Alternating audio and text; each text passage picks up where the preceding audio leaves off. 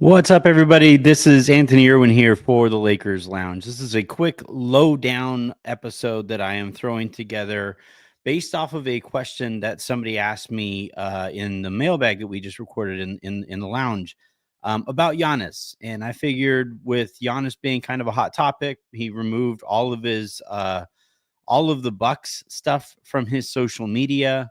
And that obviously got a whole bunch of people to thinking about what that might mean for his future in Milwaukee moving forward.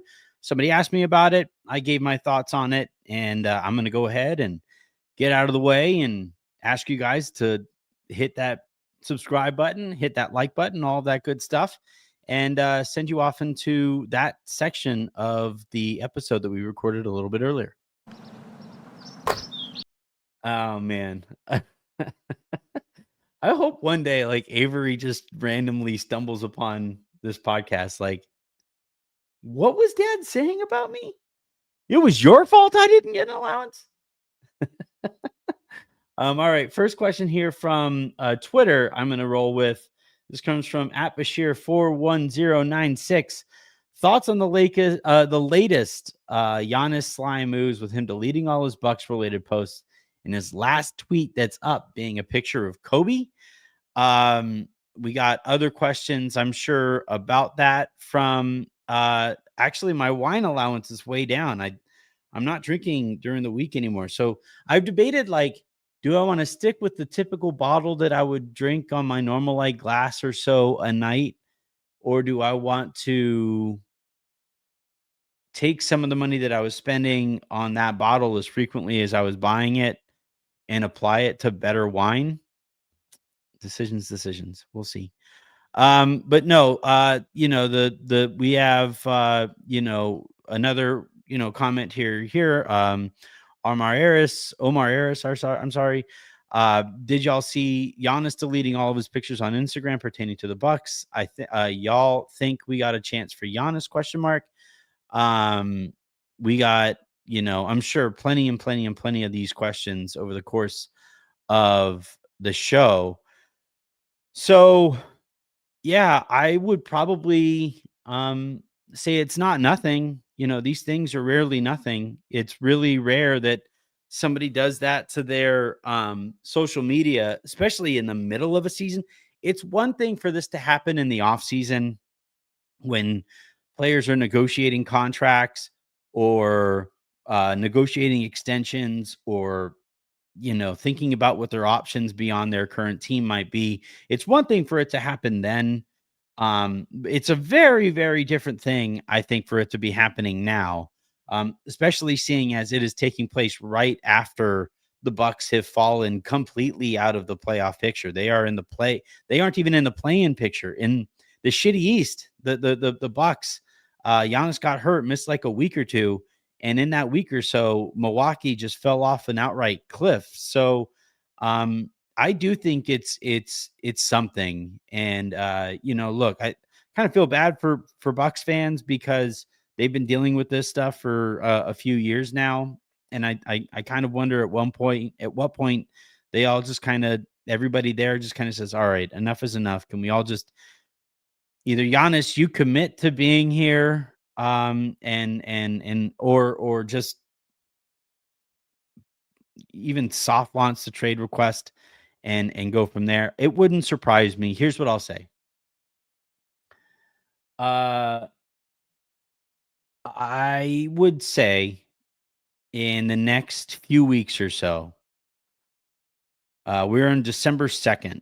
December 15th is when trade season really kind of kicks off.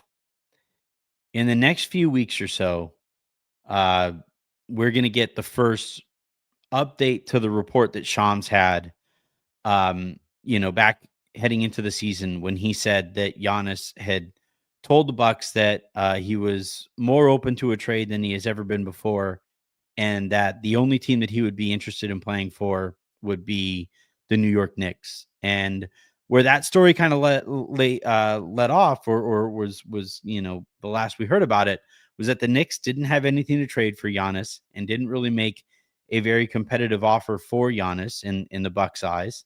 And obviously nothing came of that report. Now, part of the issue there is that the Knicks did not have anything to trade for Giannis. They had used all that draft capital to trade for Mikal Bridges, and who I don't even think is trade eligible until a little bit later in the season. So, and then you kind of look at the standings here, and you see that again, Milwaukee is just completely fallen off. But the Knicks for nope, not MLB standings. The Dodgers have already won their division. No, but then in NBA standings, you have the Knicks at the 2 seed. So the Knicks kind of have an interesting conundrum on their hands because they're winning at a decent level. They've been okay this year. Point differential of 7.5, which is like fine. That doesn't scream title contender to me.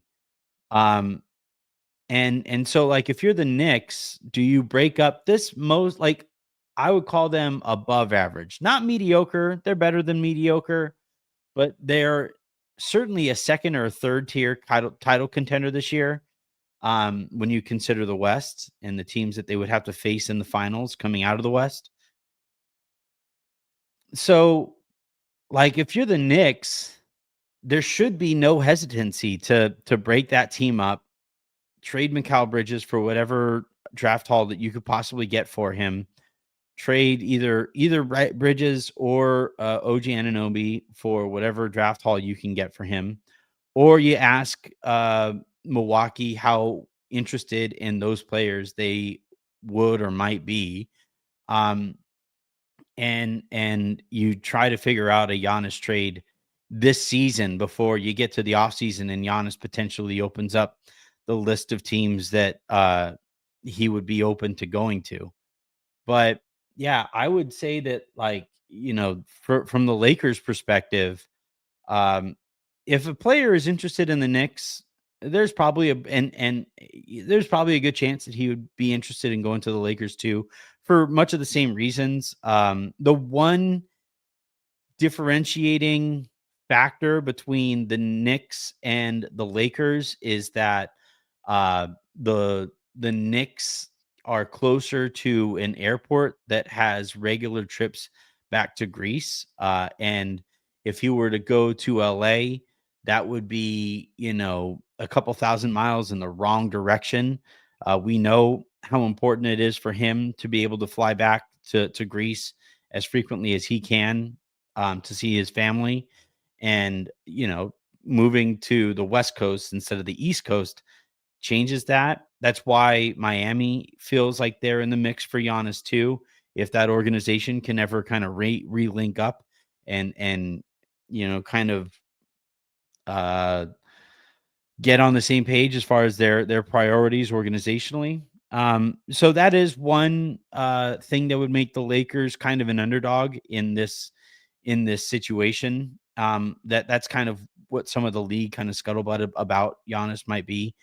Um, but like if you're Giannis and you're leaving a team like Milwaukee, and you're willing to leave that team like Milwaukee, where you are a god, like you are a king in Milwaukee. If you play your entire career in that city and you stay there forever and you remain loyal to them and you one day retire as a player who only played for the Milwaukee Bucks, you own that city, that region, all of that stuff, because you would have done something that basically almost no other player has done in that region, especially from a basketball perspective, given that Kareem eventually asked to be traded to the Knicks or to Washington, and then eventually wound up with the Lakers. So yeah, I would, but if you're Giannis and you're willing to leave, Milwaukee, after having seen what leaving Portland, the impact that leaving Portland had on Damian Lillard, he saw that up close, right? Like Damian was not seen in any way, anywhere near the same light nationally as he was in Milwaukee compared to when he was still in Portland. And eventually, Damian Lillard made the decision to just go back to Portland. Um, and so if you're Giannis, your top priority, like the only thing that matters to you with your next move is going to be, where do I go that gives me the best chance at winning a championship? And I don't know, man. I don't find like it's either Denver or OKC or the Lakers, in my opinion. Um, if he goes to Denver and Denver figures out a trade, maybe they send Aaron Gordon or something like that to Milwaukee, or they send Jamal Murray out somewhere and get enough draft picks to be able to trade for Giannis. Whatever it would be, if they were able to combine Jokic's skill set uh with Giannis's skill set, the league is just done for the next 3-4 years after that. If he were to go to OKC with the like, if OKC basically calls up Milwaukee and is like, "Hey, we have the Clippers pick, we have another future Clippers pick, we have, I think they might even get a pick from Utah this year if Utah finishes outside uh if they're better than a top or a bottom 8 team in the league or something like that, like they might get that. Like, so the OKC has all of these draft picks. They could say, here is this combination of contracts and young players and draft picks, and they basically say, here's for Giannis. Now, the reports coming out of OKC is that OKC wouldn't be as interested in doing that. I think they would still kick the tires to see what the price would be. Sam Presti is always going to check in on that kind of a deal. But if OKC does it and they're able to just get Giannis and add him to this ridiculous core that they already have, maybe they send J-Dub to Milwaukee, and J-Dub, who they've been perfectly fine without. If they turn that spot into Giannis, then it's over for everybody. But if you're the Lakers, or if especially if these concerns about athleticism continue with Luka and Austin, let alone with LeBron too. But if they continue and Milwaukee calls and says, "Hey, you're on the list. Giannis is interested in playing with you guys. What would it take?" Or Giannis is on the table. We want Reeves. We want every pick from now till kingdom come. We want Rui. We want expirings. We want Adute Theoro. We want Dalton. We want everything. The Lakers would have some real decision making on their hands. So, um, and now like that might actually be the kind of thing that is easier to do this offseason after Austin gets his raise. But at the same time, like the Lakers have enough expiring money to maybe pull. I'm just gonna go really quickly here to um Fanspo just to see, like, yeah, it's funny. The top two players that are being put in every trade are Anthony Davis and Giannis Antetokounmpo. So Giannis makes 54.1 million this year. If you put Austin in there, who's making a shade under 14, you put Rui in there, who's making a shade over 18. That gets you to 32. Then you go Gabe and Maxi, and that gets you to 54.6 million, and you're bringing in 54.1 million. Um, you know, that trade is successful. But I would do that. It would certainly be a little bittersweet trading Austin given the season that he's having, but there is no way whatsoever you're trading for Giannis Antetokounmpo and not giving up Austin Reeves. Um, and the fact that they were able to get Luka without giving up Austin Reeves is embarrassing enough for Dallas. I like if another team trades their superstar and the Lakers were able to get that superstar without giving up Austin again, there would, be a full-blown revolt on throughout the league for it. Um, to those people saying you'll just trade LeBron for him, one, LeBron has a no trade clause, and he would not be open to that kind of a trade unless, well, here's what I'll say. LeBron would have to go to the Lakers and say, "Hey, clearly there isn't really a role for me here." Um, but like, why would Milwaukee do that? Why would Milwaukee trade for LeBron just to buy him out? Um, they would still want Reeves. Like, there's and now you're trading LeBron and Reeves for Giannis, and at that point, I don't think the Lakers say no, but they would want to hold on to one of those two guys, and the only guy who has any say in whether or not he's held on to is LeBron. So, and if you're LeBron, you get to play on a Giannis Luca team. That gives you a pretty damn good chance at a championship. So, yeah, I would to answer the question, and we got another starred comment here too, right? Ryan Lucas, LA. Giannis to LA is louder and louder, it seems. Is there any truth to this? Yeah, I do think there's some truth to it. I do think it is the kind of thing that we now have to keep on our radars. It is going to factor into the math that the Lakers do eventually at the trade deadline when it comes to whether or not they trade their first round pick this year. For Giannis, we know that he was a disciple of Kobe's. He got one of those Kobe, those Mamba challenges where he challenged Giannis to be the MVP of the league and win a championship. So we know that Kobe means a lot to Giannis, and being a Laker would mean a lot to Giannis. And if you look at some of the offers that some of these other teams can make, Reeves would be easily the best player that could be thrown into any of these trades. So that gets the Lakers closer than anybody. They have a ton of expiring money that would help the Bucks to get out of the cap hell that they have kind of put themselves into. Um, Now they would have to work out a new contract with Austin after the season, and maybe Austin makes the decision that he doesn't want to be there for a rebuild in Milwaukee, and maybe that would complicate the matter.